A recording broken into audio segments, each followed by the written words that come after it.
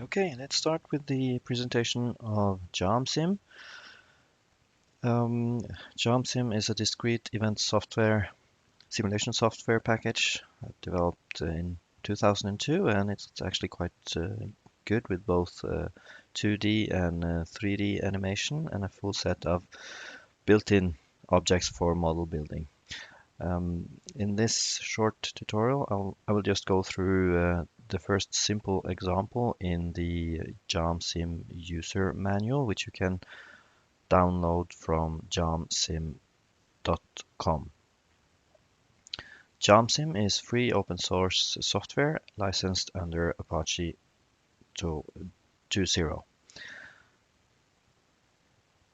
Okay, in order to open JaamSim, I'm not going to go through the installation process of JaamSim. It's quite easy. You can download the files from jaamsim.com and it runs smoothly under Windows, Linux, and OS X on most modern computers. But be aware that JaamSim requires Java, so you have to have an installation of Java runtime environment installed. Both 32-bit and 64-bit versions are available for download. On Linux, at least in Ubuntu, you need to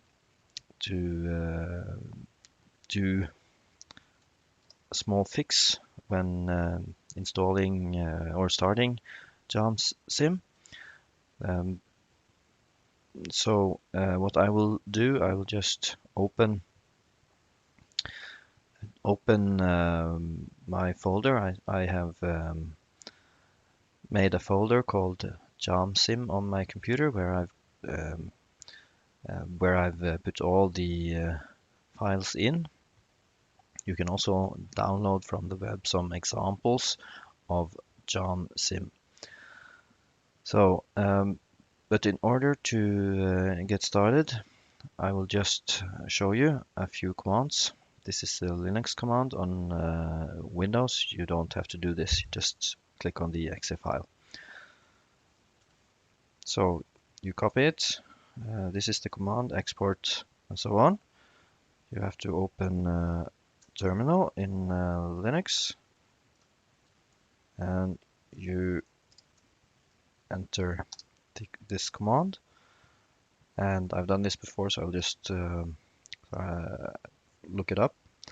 So I cd to the JaamSim folder, and I open the JaamSim jar file to start the program. So this is the first you see when you open the software.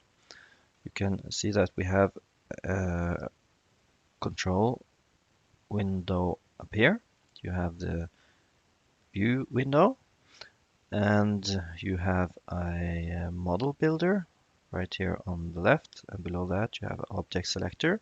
You also have an input editor and an output viewer.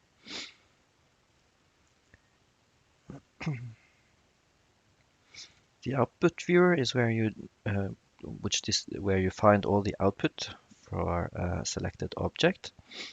The input editor allows you to enter key values, and the object selector, this is where you find all the objects which you have put into the simulation model, and you have the model builder where you can put or select objects in order to drag and drop into the view frame where you and you build. This is how you build the model. So let's start by finding the first object which we will enter into our model. I'll just drag and drop it in. So this is sim entity, and you can see that once we did that, we have sim entity down here in the object selector. Now you can either press F2 or just double click on it, and then we can enter a name. And since this is the first example in the user manual, I will name it proto, so it's the same as in the user manual. Note that you can zoom in and zoom out by using the center mouse button and just drag around and drag the canvas around. By left clicking you can drag, and by right clicking you move the perspective. Now we will not need the 3D visualization, so we'll just click on 2D. You could do that here by selecting 2D on the control board. I'll zoom it out again and just move the canvas so we can see it a little bit better.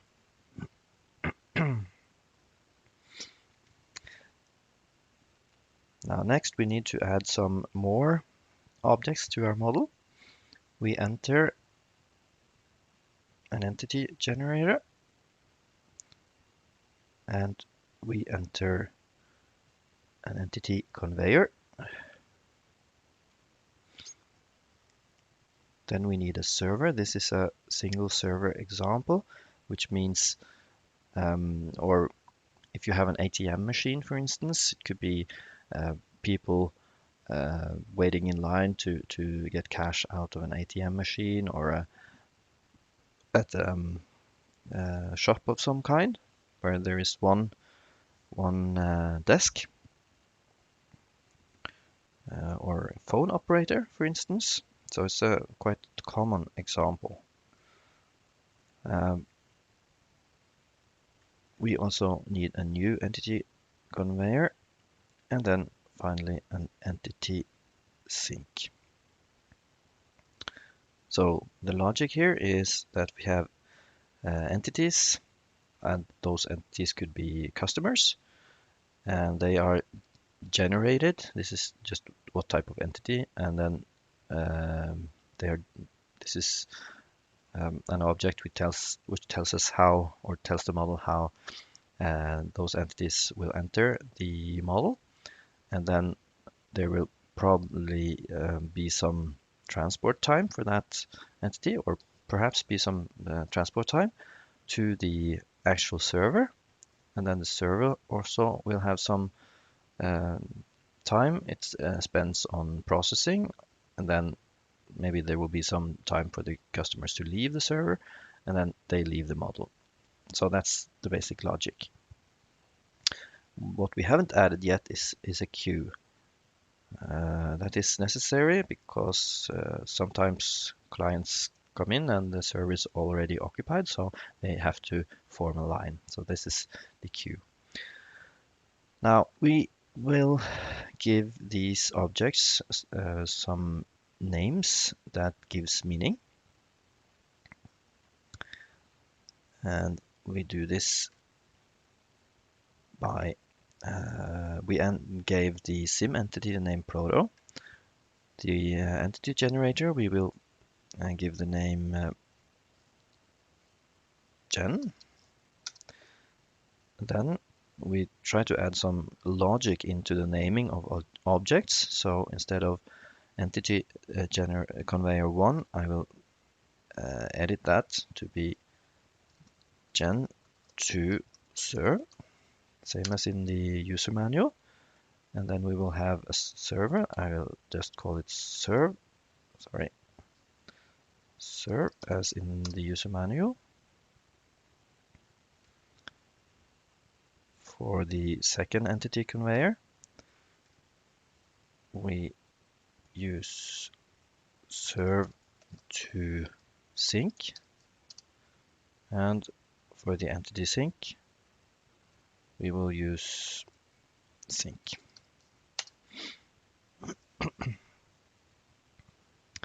And for the queue, we will also select a name which brings meaning to the object. So in this case, the user manual says we should use serve queue, and this is a way to show that this queue belongs to the server.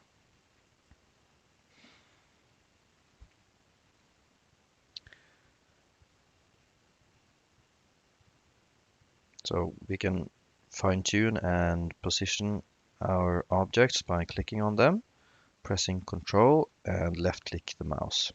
Now I've placed my objects quite nicely, so I will not change anything else. Next, we need to put some logic into our model. We have to link all the objects together. So they in a system. So let's do that. Let's go to Gen, and now we will use the input editor. The basic logic we will enter is to say that next component from Gen would be Gen to serve. That's the entity first entity conveyor. Okay. After having done that, we can go to the input editor for Gen to serve, and we will select the server. And for the server, we will have serve to sync. And for serve to sync conveyor, we will say that the entities would have to go next to the sink. Now, let's save the model. Then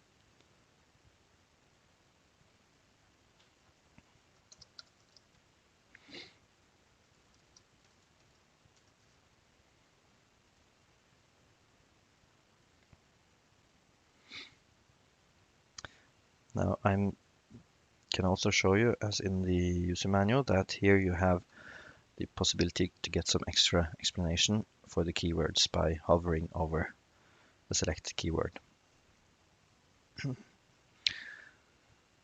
At the moment, if we click play, we get an error message, and that's because we haven't entered any values that brings meaning to this model. So let's go to Gen again. Now, Gen will generate entries into the model. So we need to add some inter-arrival times, and the model says that we will, or the user manual says that we will enter new entities every 2 seconds. Note that I add S for second. That's because if I just enter 2, you will get an error message. You need to enter 2 and S for seconds. If it's hours, you should enter H.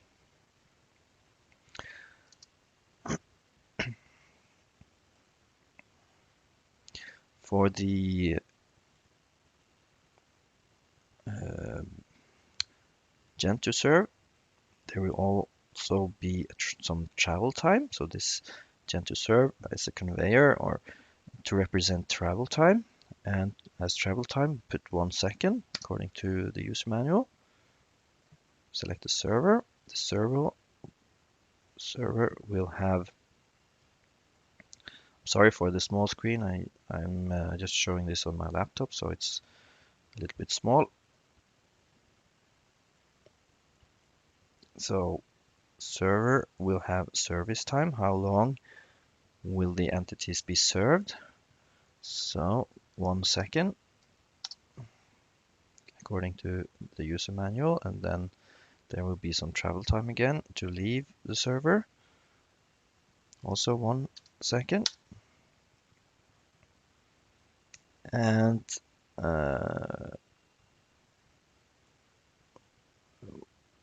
it should be 1.5 seconds.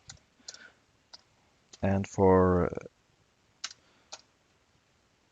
Norwegians and other that uses comma instead of point, here we use 1.5 seconds. So remember that 1,5 would be wrong. So let's see, 1 second, 1.5 seconds. We haven't linked the queue to the server yet, so let's do that. Let's go to server and then wait queue.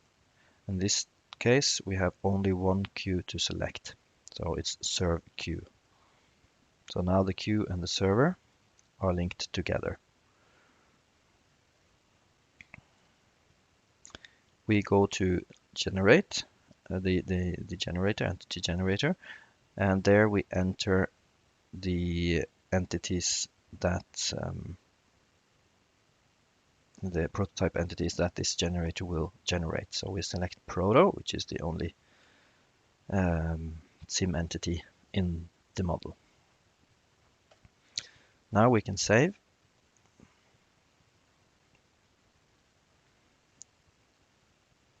And let's try to run it. Sorry. So something is happening, definitely. So let's see. We speed up the model. And we can also see that the only output which we have at the moment is sim time.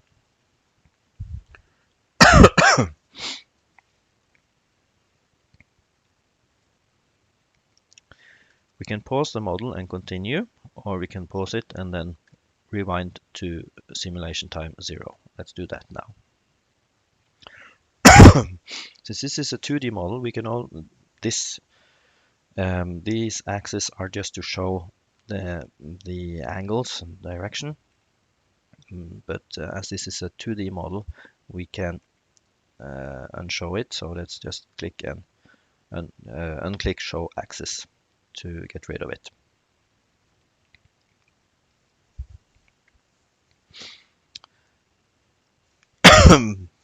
When we run the model, we can let's save it once more. When we run the model, notice that you have a speed multiplier here. This is the real time according to the travel times and the service times and the times included in the model, but we can speed it up multiple times like this.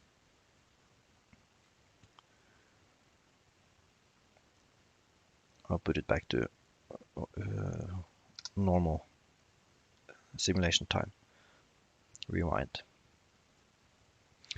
This was not very interesting because, okay, what we see is that the entities flow from one object to the next, but there is not really much going on. It flows without using the queue. So what we usually have when we work with simulation models is that we have probability distributions for when customers arrive, for instance, or arrival times, or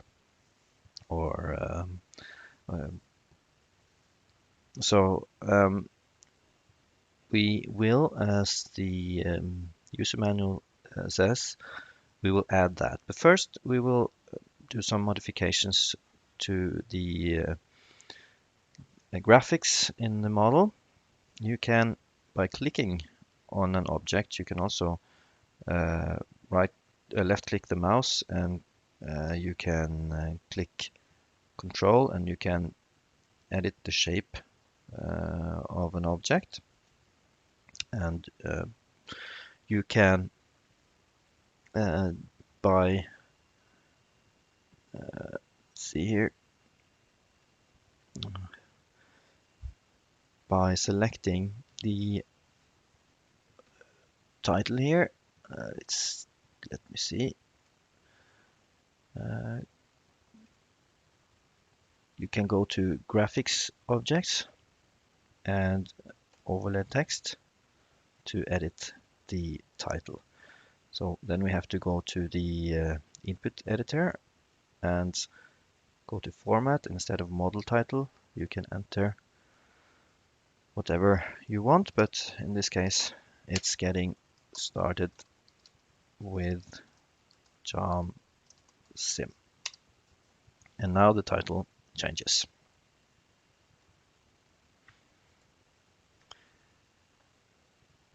So now we are ready to add some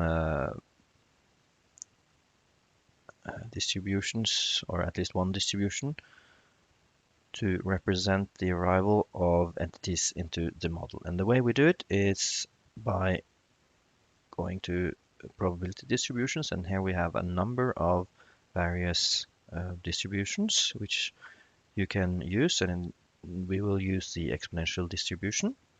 So we enter it. If we now we save the model and we run it, yes, we need to enter a unit type. It will be a time unit because it's the time between arrivals of entities, in this case customers, to the server. Now we can save. Let's see what happens. Well, it doesn't really change anything, and that's because we haven't connected the distribution with the model. So we have to do that. Okay. And the way we do it is, well, let's rename it first. We rename it gen IAT dist according to the user manual. So so it's generating. It belongs to the gen object, and IAT inter-arrival times and distribution. So this will is a distribution to generate inter-arrival times for the entities. So let's click on the gen object, and instead of inter-arrival time 2 seconds, we will change that, and now we have the option of choosing our exponential distribution. Let's do that, and we can save. There are also some key entries which we need to enter for our distribution. The minimum value, according to the user manual in this case, so let's follow it, is 0 seconds, the maximum 20 seconds, and a mean of 2 seconds. Now we can save again.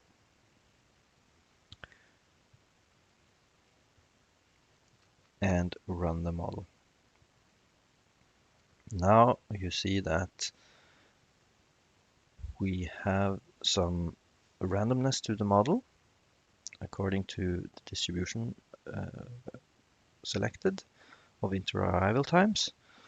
And since the customers or the entities don't enter the model exactly at the same pace, now we use, or the server needs to use the queue because it's sometimes occupied. And that was basically it. That was the first example in the user manual. So I hope this was inspiring. See you next time.